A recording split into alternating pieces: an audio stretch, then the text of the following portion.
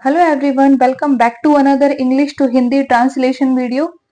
उम्मीद करती हूँ दोस्तों कि आप सभी स्वस्थ होंगे, मस्त होंगे, खुश होंगे अपनी लाइफ में। आज मैं फिर हाजिर हूँ एक मजेदार स्टोरी लेकर, जिसको हम वर्ड टू वर्ड हिंदी में ट्रांसलेट करेंगे। और जो भी वर्ड का हिंदी मीनिंग है ना, जो भी हम उसको डेली यूज की हिंदी में बोलते हैं, जो भी बेसिक ग्रामर यूज हुई है, जो भी वर्ड के प्रोनाउंसिएशन है, सबके बारे में हम डीपली पढ़ाई करने वाले हैं। ठीक है, तो अपने ट्रांसलेशन को हम शुरू करते हैं। आज की स्टोरी का टाइटल है द पेयर ऑफ शूज। ठीक है, पेयर, ये क्या वर्ड है? पेयर। पेयर होता है जोड़ा।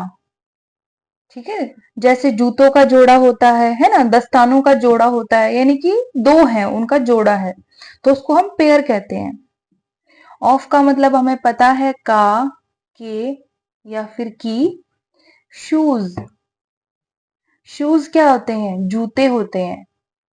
ठीक है ना। द पेयर ऑफ शूज यानी कि जूतों का जोड़ा।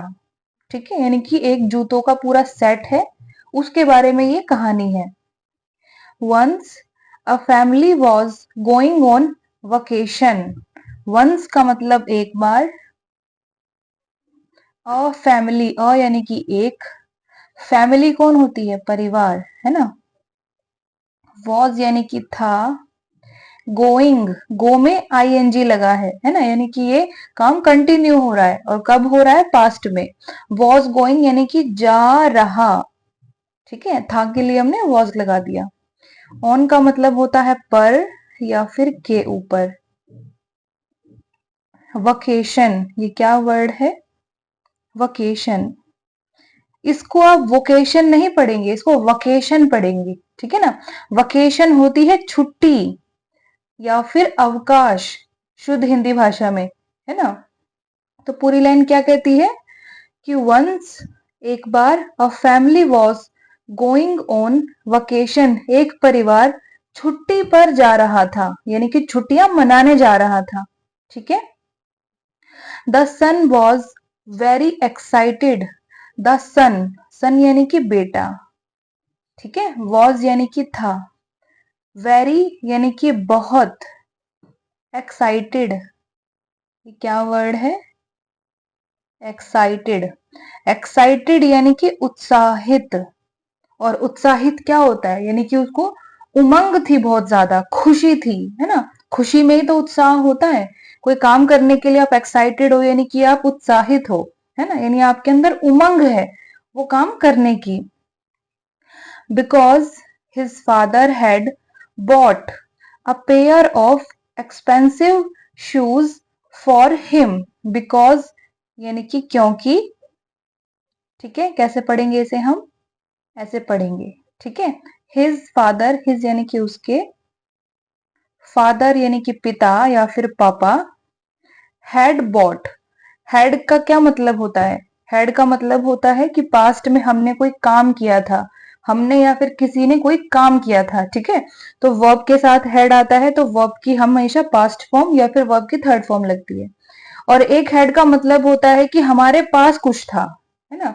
जैसे मैं आपको हर बार एक एग्जांपल देती हूँ, आई हैड अ पेन, है ना, यानी कि मेरे पास एक पेन था।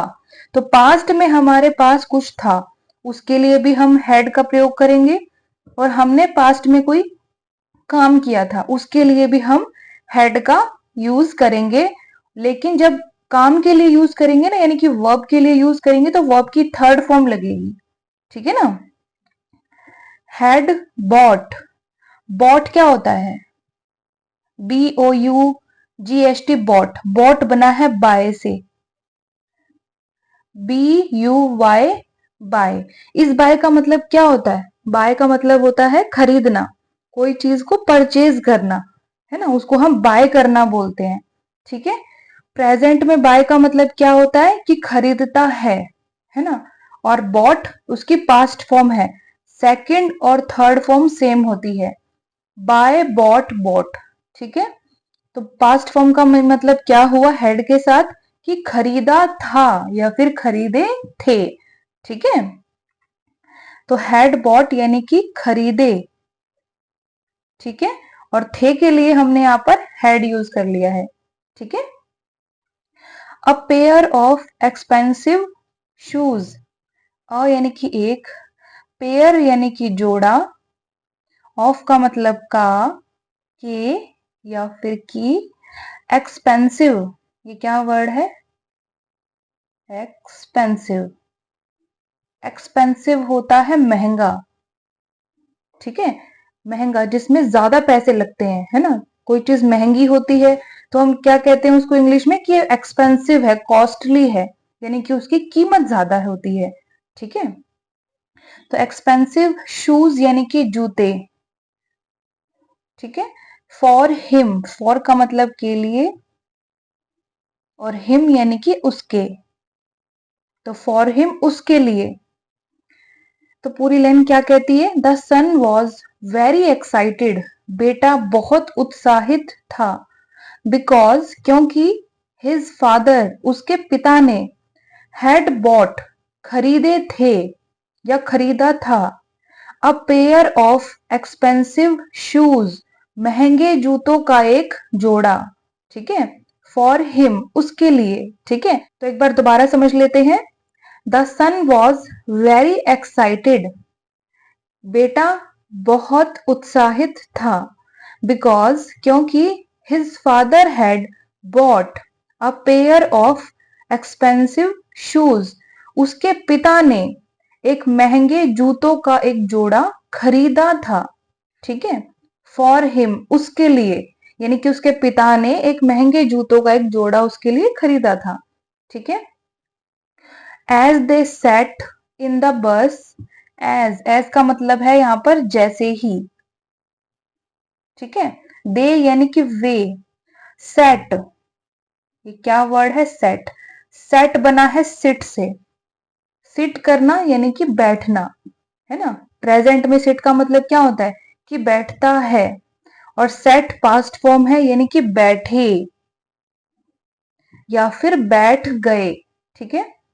इन द बस, इन का मतलब में, और बस को हम हिंदी में भी बस ही कहते हैं, ठीक है। As they sat in the bus, जैसे ही वे बस में बैठे, the son removed his shoes to sit comfortably, the son यानी कि बेटा, रिमूव्ड ये क्या वर्ड है, रिमूव्ड, ठीक है। तो रिमूव्ड का मतलब क्या होता है, रिमूव्ड किससे बना है, रिमूव से, रिमूव करना यानी कि हटाना या फिर निकालना, जैसे जूते निकाल देना, है ना, उसको हम रिमूव करना बोलते हैं, यानी कि हटाना वहां से। तो उसमें ईडी लगा है, पास्ट फॉर्म है, यानी कि निकाल दिए, ठीक है, रिमूव्ड निकाल दिए, हिज शूज, हिज यानी कि उसके, और शूज यानी कि जूते, ठीक है। The son removed his shoes, बेटे ने जूते निकाल दिए, to sit comfortably, to sit, to का मतलब यहां पर है के लिए, और सिट है ना, यहाँ पर देखिए फर्स्ट फॉर्म आ गई है, यहाँ पर क्या थी, पास्ट फॉर्म थी, ये प्रेजेंट फॉर्म है, ठीक है ना। तो सिट, सिट का मतलब बैठना, तो टू सिट का मतलब क्या बना, बैठने के लिए, ठीक है। कंफर्टेबली,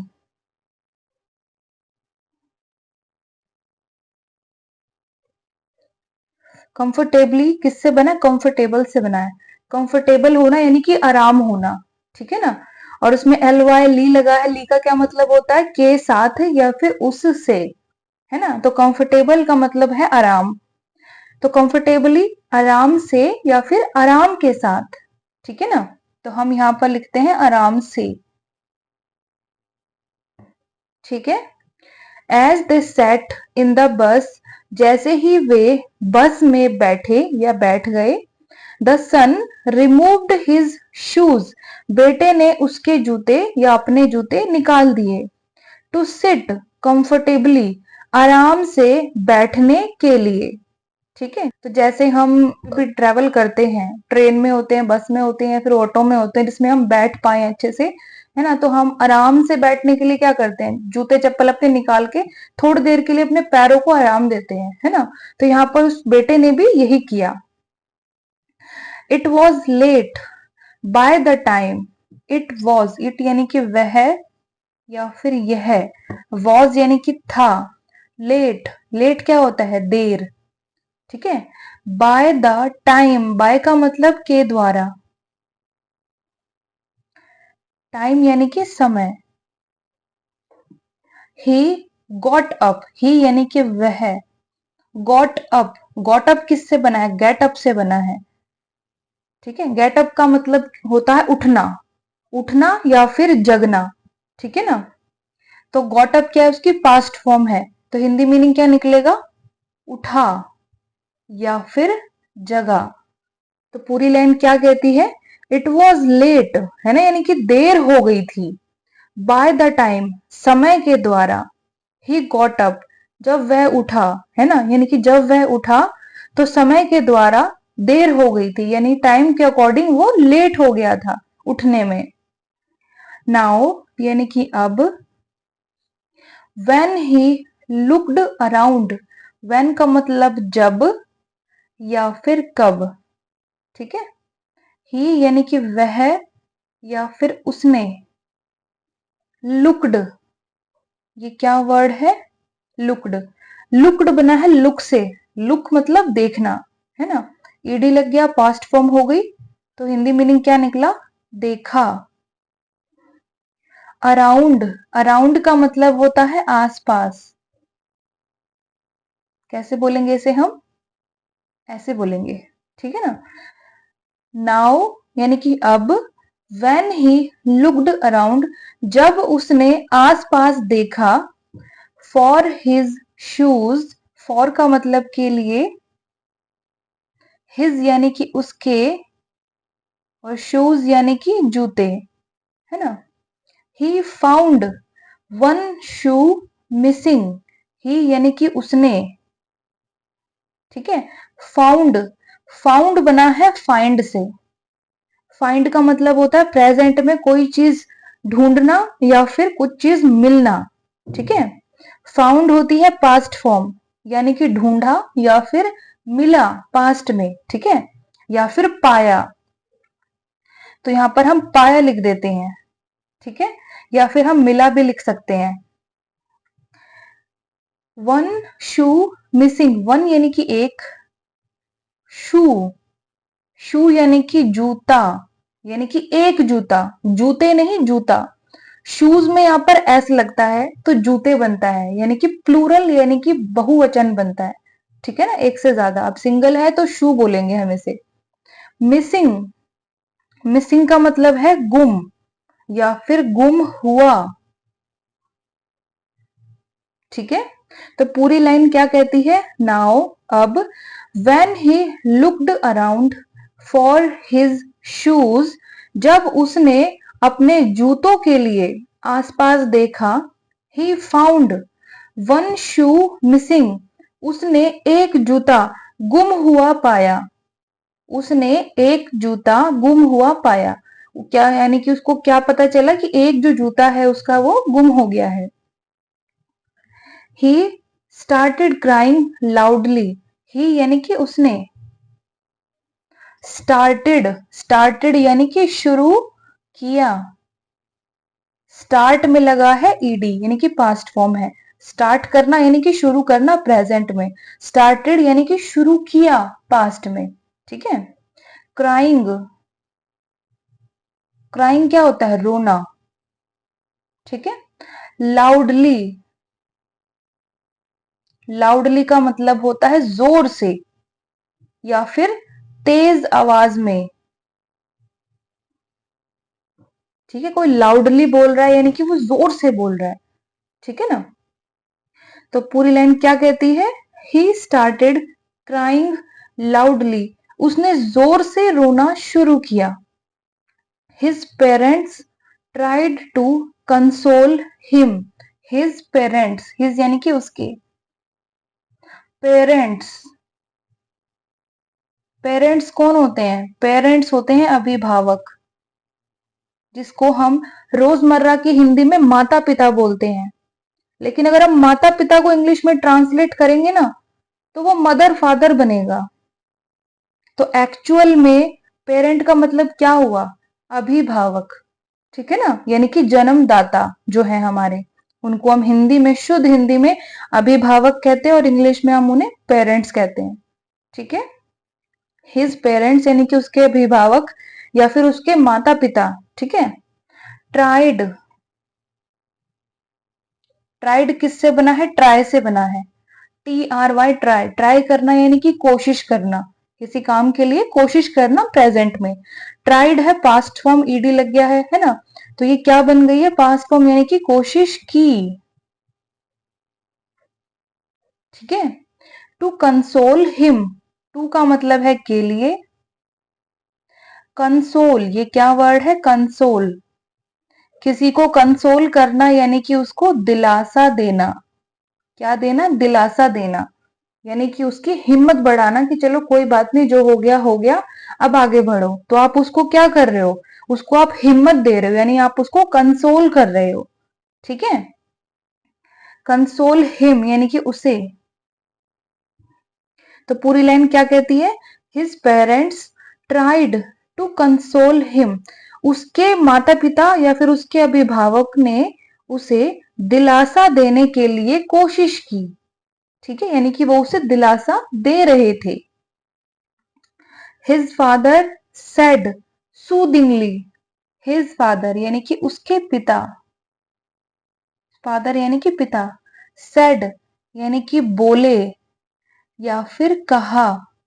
ठीक है, सेड बना है से का मतलब होता है कुछ कहना, है ना, कहना या फिर बोलना प्रेजेंट में। सेड होती है पास्ट फॉर्म यानी कि बोला या फिर कहा। सूदिंगली, सूदिंगली, ठीक है, सूदिंगली का मतलब होता है शांत करते हुए, शांत करते हुए या फिर शांत करने के साथ। ठीक है, तो पूरी लाइन क्या कहती है? हिज फादर सेड सूदिंगली, उसके पिता ने शांत करते हुए कहा, यानी कि उसको शांत करते हुए कहा। Do not worry, do not का मतलब होता है नहीं करो, किसी काम को मना करने के लिए जब हम कहते हैं किसी को तो हम कहते हैं डू नॉट या फिर डोंट, है ना। शॉर्ट फॉर्म क्या लिखते हैं हम? डोंट। डोंट का मतलब क्या होता है? नहीं करो, डू नॉट की शॉर्ट फॉर्म है। ठीक है ना, तो डू नॉट यानी कि कोई काम नहीं करो। वरी, वरी का मतलब क्या होता है? वरी होती है चिंता, तो डू नॉट वरी यानी कि चिंता नहीं करो या चिंता मत करो। I will buy a new pair of shoes for you. I यानी कि मैं, will buy, will का क्या मतलब होता है? will लगता है वर्ब के लिए, किसी काम के लिए, और क्या दर्शाता है कि फ्यूचर में कोई काम होगा या कोई इंसान फ्यूचर में, भविष्य में कोई काम करेगा। ठीक है, तो जो will लगता है उसके साथ वर्ब की फर्स्ट फॉर्म लगती है। ठीक है ना, पास्ट के लिए लगेगी हमेशा वर्ब की थर्ड फॉर्म। ठीक है, और प्रेजेंट के लिए और फ्यूचर के लिए लगेगी वर्ब की फर्स्ट फॉर्म। ठीक है, आया समझ में आपको? जो भी पास्ट वाला सेंटेंस होगा, है ना, यानी कि जो काम पास्ट में, अतीत में हो चुका है, उसके लिए हम वर्ब की जो सबसे आखिर वाली फॉर्म होती है, वर्ब की थर्ड फॉर्म, वो लगाएंगे। और जो काम प्रेजेंट में होता है ना, या फिर भविष्य में होगा, फ्यूचर में होगा, उसके लिए हम वर्ब की फर्स्ट फॉर्म यूज करेंगे। ठीक है, तो फ्यूचर में कोई काम हम करने वाले हैं उसके लिए हम विल लगाते हैं। ठीक है, तो आई विल बाय, बाय का मतलब क्या होता है? खरीदना, मैंने अभी आपको बताया था, है ना। इसको बोलते कैसे हैं? हम ऐसे बोलते हैं बाय। ठीक है, आई विल बाय, बाय का मतलब खरीदना, और फ्यूचर में खरीदने का काम होगा, तो हिंदी मीनिंग क्या निकलेगा? आई विल बाय यानी कि मैं खरीदूंगा। ठीक है, आई विल बाय मैं खरीदूंगा। A new pair of shoes, a यानी कि एक, न्यू, न्यू क्या होता है? नया, है ना। पेयर क्या होता है? जोड़ा। ऑफ का मतलब का, के, की, शूज यानी कि जूते। ठीक है, आई will bye a new pair of shoes, मैं एक जूतों का नया जोड़ा खरीदूंगा। फॉर यू, फॉर का मतलब के लिए, यू यानी कि तुम या फिर तुम्हारे। ठीक है, आई विल बाय, मैं खरीदूंगा, a new pair of shoes, जूतों का एक नया जोड़ा, फॉर यू, तुम्हारे लिए। हेयरिंग दिस, ये क्या वर्ड है? हेयरिंग यानी कि सुनकर या फिर सुनना, ठीक है ना। हेयरिंग दिस यानी कि यह सुनकर the son was very happy. The son यानी कि बेटा, वॉज यानी कि था, वेरी यानी कि बहुत, हैप्पी क्या होता है? खुश, है ना। यह सुनकर, हेयरिंग दिस, यह सुनकर the son was very happy, बेटा बहुत खुश था, ठीक है ना। He was so excited that he threw the remaining shoe out of the bus. He was यानी कि वह, वॉज यानी कि था, सो एक्साइटेड, सो का मतलब यहां पर है इतना या फिर बहुत ज्यादा, ठीक है ना। एक्साइटेड यानी कि उत्साहित, दैट यानी कि ही थ्रू, ही यानी कि उसने, थ्रू, थ्रू किससे बना है? थ्रो से बना है। थ्रो होती है फर्स्ट फॉर्म, यानी कि कोई चीज थ्रो करना यानी कि फेंकना, ठीक है। थ्रू होती है सेकंड फॉर्म, यानी कि फेंक दिया। क्या मीनिंग निकलता है थ्रू का? फेंक दिया। और थर्ड फॉर्म क्या होती है? थ्रोन, यानी कि फेंक दिया था, ठीक है। तो यहां पर कौन सी यूज हुई है? Second form. ही थ्रू, उसने फेंक दिया, द रिमेनिंग, ये क्या वर्ड है? रिमेनिंग, कोई चीज रिमेनिंग है यानी कि बची हुई है, ठीक है। किसी प्रॉब्लम से बची हुई नहीं, यानी कि सब काम पूरा हो चुका है और कुछ बच गया है, तो वो क्या होता है? रिमेनिंग चीज होती है ना। तो रिमेनिंग यानी कि बचा हुआ या फिर बाकी। शू यानी कि जूता, तो बाकी जूता यानी कि जो दूसरा जूता बचा हुआ था, है ना, रिमेनिंग था जो। आउट ऑफ द बस, आउट का मतलब होता है बाहर, ऑफ का मतलब का, के की, तो हम यहां पर के लिखते हैं, द बस, ठीक है। ही was so excited that he threw the remaining shoe. He was so excited, वह इतना उत्साहित था, दैट कि ही थ्रू, उसने फेंक दिया, द रिमेनिंग शू, बाकी जूता या फिर बचा हुआ जूता, आउट ऑफ द बस, बस के बाहर, है ना। यानी वह इतना उत्साहित था कि उसने बचा हुआ जूता बस के बाहर फेंक दिया, ये सोचकर कि मेरे पापा तो अब दूसरा मुझे जोड़ा दिलवा देंगे नए जूतों का, तो ये जो एक बचा है इसका मैं क्या करूंगा। हम भी अक्सर यही करते हैं, है ना। अगर कोई एक पेयर का एक जूता हमारा या फिर कोई भी जैसे दस्ताना है वो भी गुम हो जाता है, तो हम बचे हुए को भी फेंक देते हैं कि अब ये क्या काम आएगा। तो ये यही चीज उस लड़के ने भी की। लेकिन कोई चीज गुम हुई है ना, तो थोड़ा सा हमें सब्र करना चाहिए, हो सकता है वो हमें मिल जाए, है ना। आगे बढ़ते हैं। दो his parents tried to stop him, दो, हिंदी वाला दो नहीं, इंग्लिश वाला दो, ठीक है। THOUGH, दो का मतलब होता है हालांकि या फिर यद्यपि, ठीक है ना। हालांकि his parents, his यानी कि उसके, पेरेंट्स यानी कि अभिभावक, यानी कि माता पिता, ठीक है। ट्राइड, ट्राइड अभी हमने पढ़ा है, ट्राइड का मतलब कोशिश की। टू स्टॉप हिम, टू का मतलब के लिए, स्टॉप का मतलब होता है रोकना, ठीक है। हिम यानी कि उसे। तो पूरी लाइन क्या कहती है? दो, हालांकि, हिज पेरेंट्स, उसके माता पिता ने, ट्राइड, कोशिश की, टू स्टॉप हिम, उसे रोकने के लिए, यानी कि हालांकि उसके माता पिता ने उसे रोकने के लिए कोशिश की, लेकिन फिर भी उसने जो रिमेनिंग शू था यानी कि बचा हुआ जूता था वो बाहर फेंक दिया था, ठीक है।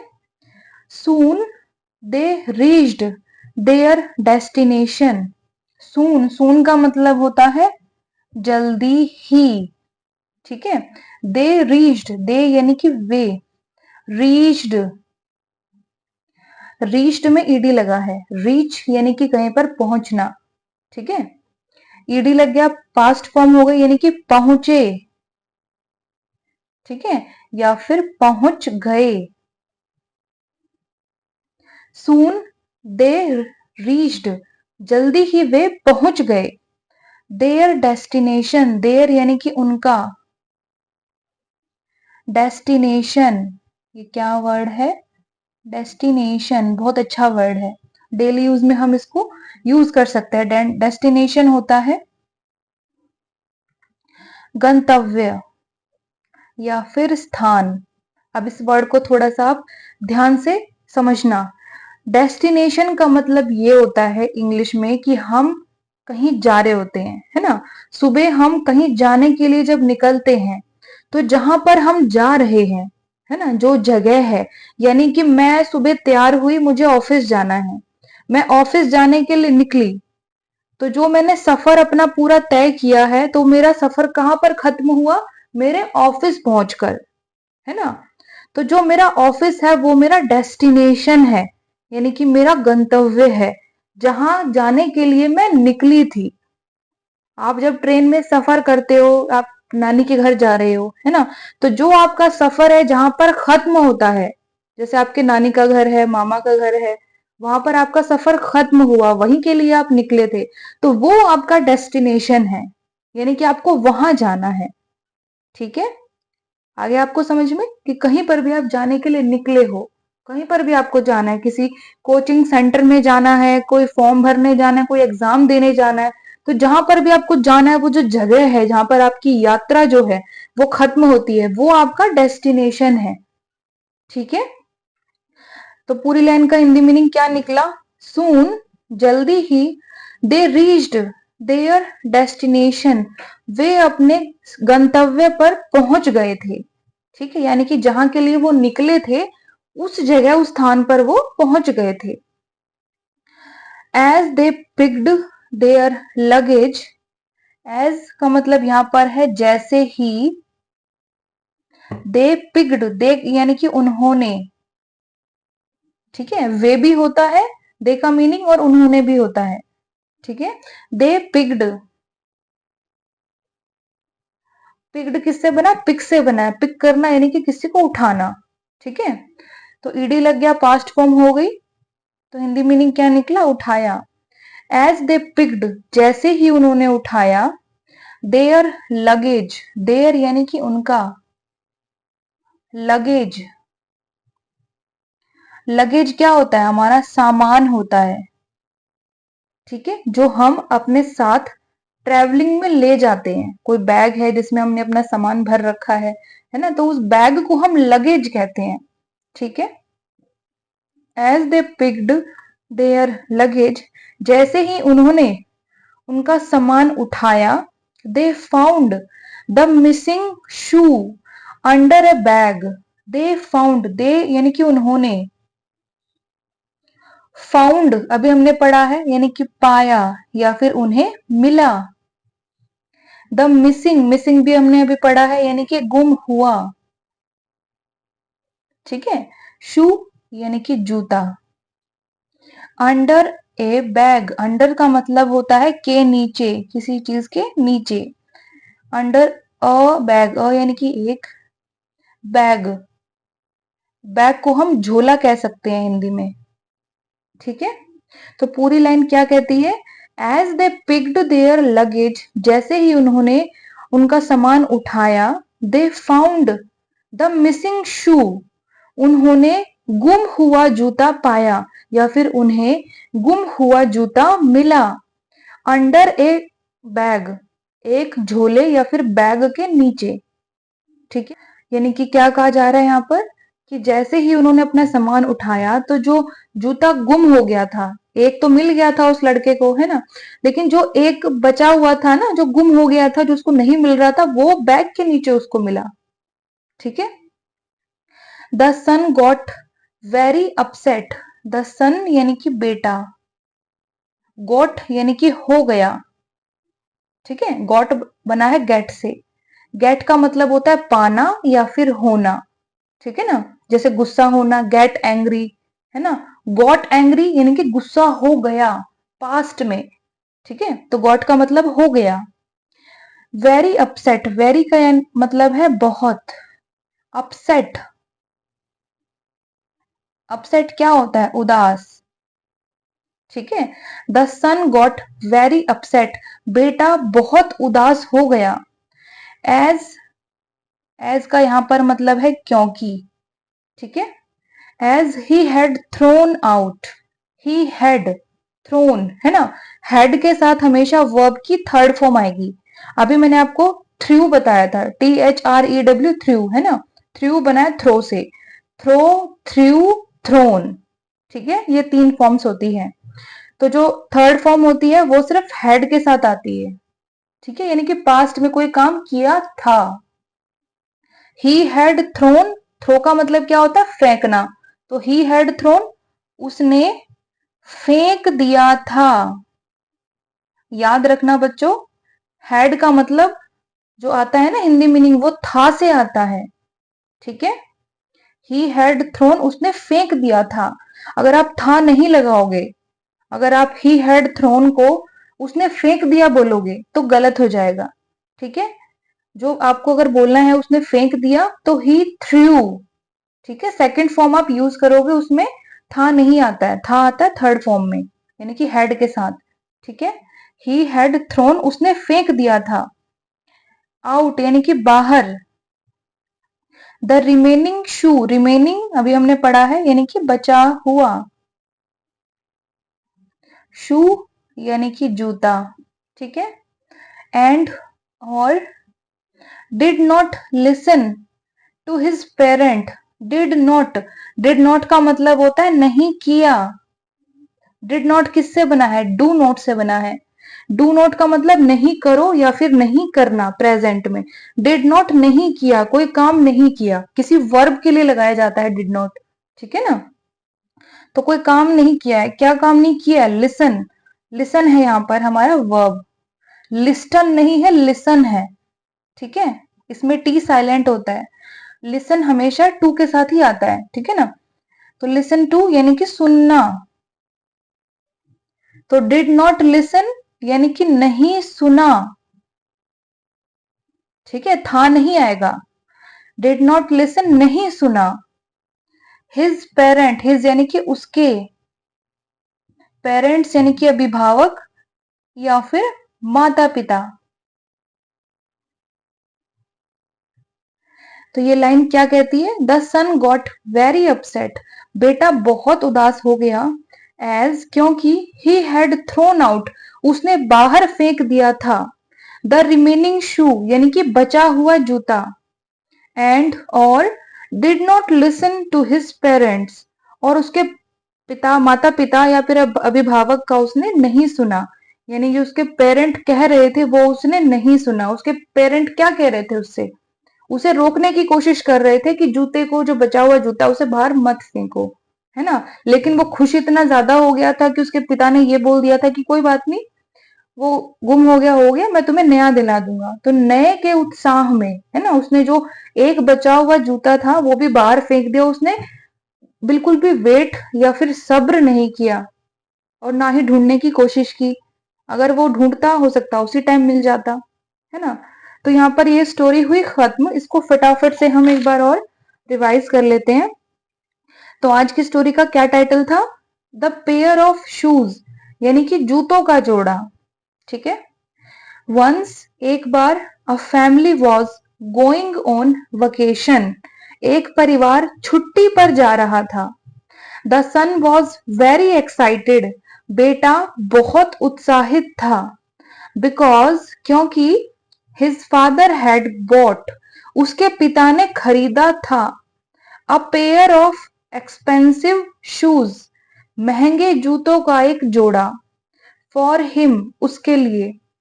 As they sat in the bus, जैसे ही वे बस में बैठे। The son removed his shoes, बेटे ने जूते निकाल दिए या उसके जूते निकाल दिए। टू सिट कंफर्टेबली, आराम से बैठने के लिए। It was late by the time he got up, जब वह उठा तो समय के द्वारा लेट हो गया था। नाउ अब, when he looked around, जब उसने आसपास देखा, for his shoes, उसके जूतों के लिए, he found one shoe missing, उसने एक जूता गुम हुआ पाया। He started crying loudly, उसने जोर से रोना शुरू किया। His parents tried to console him, उसके माता पिता या फिर अभिभावक ने उसे दिलासा देने के लिए कोशिश की।